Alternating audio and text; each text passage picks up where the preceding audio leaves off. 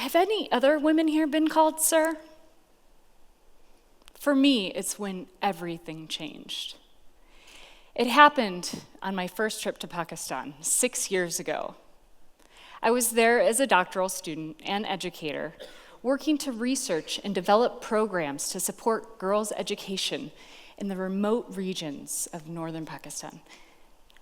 And before I arrived, I knew the statistics. I had been studying them, statistics on girls' education in the developing world, about how a child born to an educated mother is more than twice as likely to survive the age of 5.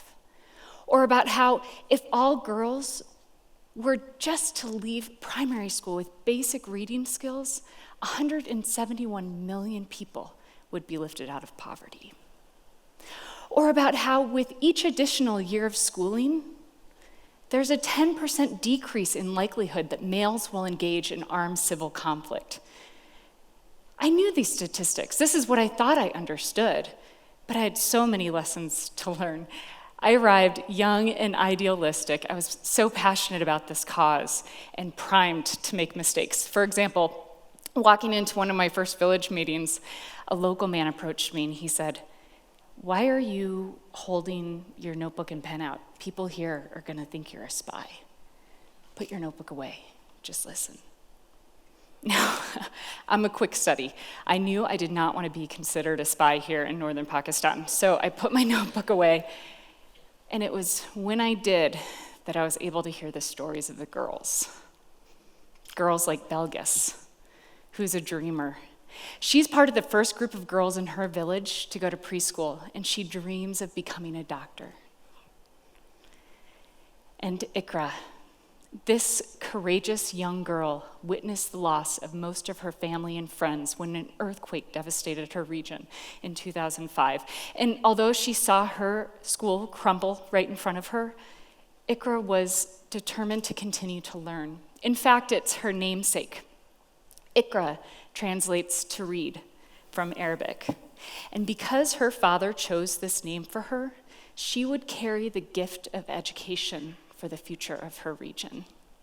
And because of her determination to learn that inspired me, a few years later I founded an organization in her honor called Iqra Fund to support thousands of girls like Iqra and Belgis realize their dreams through education. But before any of that could happen, I had a lot of lessons to learn and a lot of mistakes to make. And some of the first lessons I learned were from the kitchen. On one of my first village meetings, I was escorted immediately to the kitchen to be with the women and children while the men sat in the other room to meet.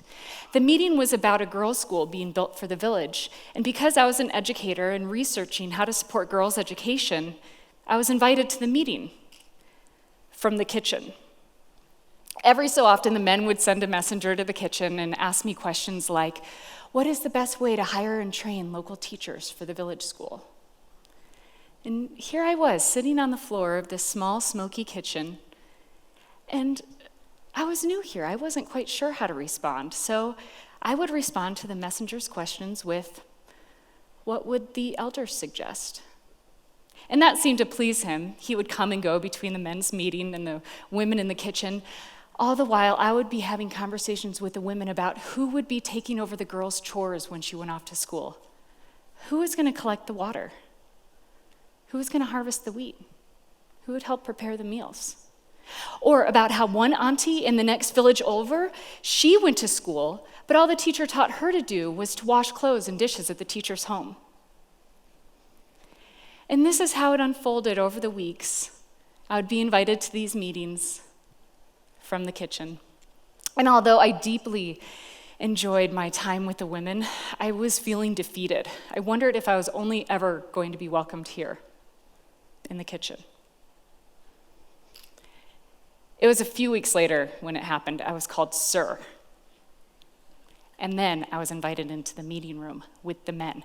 I was ushered in to the room, and I was brought to the honored seat in the far corner of the room, where I had learned that it was just the elders and religious leaders. They were the ones invited to sit there, and sometimes honored guests, but a woman? Maybe she's called sir. So I hesitated by the seat, and I looked around, and I saw a few displeased looks on the elders' faces who were already seated. And so I did what I had seen young women do to show respect for their elders, and I bowed my head and, "Thank you, sir. Shukriya, sir. Mehrabani, sir." And I found my seat near the door where I'd seen the women sit who come to deliver tea. And as I sat down and I looked around, I saw the elders smiling. Just then, the head imam of the village walked in and took the honored seat. And at that moment, I was so thankful for the weeks that I'd spent sitting and learning from the women. After prayer, the meeting began, and the discussion that unfolded over the hours was about how most girls in the village were quitting school after the 5th grade. And what I learned was, surprisingly, it was the grandmothers who were holding the girls back. They were quoted as saying, "Girls need to learn how to be good mothers and good wives. They won't learn that in school. That will just create problems." Now here, I had always just assumed it was the men holding the girls back. But when I stopped to think about it, I could understand the value of why these grandmothers were just trying to protect their girls' honor and safety. In fact, I'd heard the women talking about it in the kitchen before, and now I was here in the meeting room with the men who were talking about how their children's honor and safety is the most important thing for them, more important than just for their family. It's for their entire tribe, for their history. And I was hearing that the men and the women were valuing the same thing for their children's future. They just weren't talking about it together. And here I had this amazing opportunity to sit and hear both. A few days later, I was sitting with some of my girlfriends, and one of them, Parveen, had just walked a few days from a neighboring valley in Afghanistan where she had been married off a few years prior. She was catching up with her aunties and telling stories. And I watched the women as a look of surprise and laughter, and then tears came over their faces. And I asked one of the women, "What is Parveen's story about?" And she explained that Parveen was telling the story about how when, during her 9th month, her water broke, but no baby came. And that night, the elders sat outside her door, and they wrote prayers on pieces of paper and passed the paper under the door and ordered Parveen to eat the prayers to save her baby. By the next morning, Parveen said she'd eaten an entire book. And that's why the women were laughing, because Parveen said she'd rather die than eat another prayer.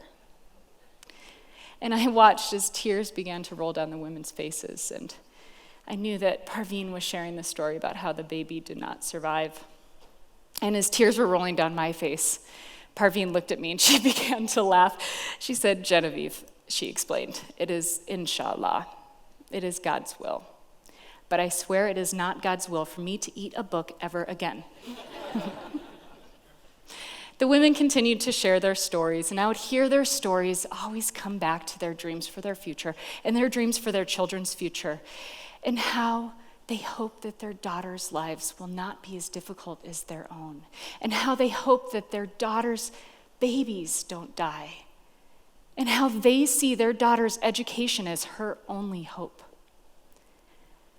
And I reflected on this, and here the women intuitively were sharing these UN statistics about how a child born to an educated mother will be more likely to survive their childhood, or about how her daughter will be less likely to die during childbirth, and her daughter's daughter will be less likely to die during childbirth, and her son will be less likely to possibly engage in any sort of armed conflict. And it was these statistics that first brought me to Pakistan. But what keeps me coming back year after year is Parveen and Iqra and Belgis and the fathers, and how we are all invested in these girls' dreams for their future. Because when realized, they will change the future for all of us. Thank you.